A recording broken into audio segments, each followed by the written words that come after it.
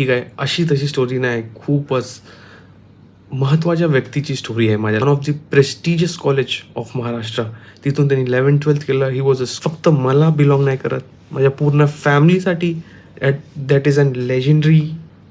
But this is an absolutely a motivational story.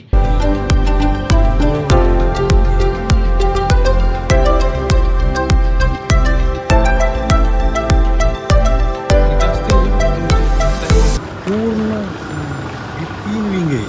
हां, एक हे एक गार्डन फ्रीडम.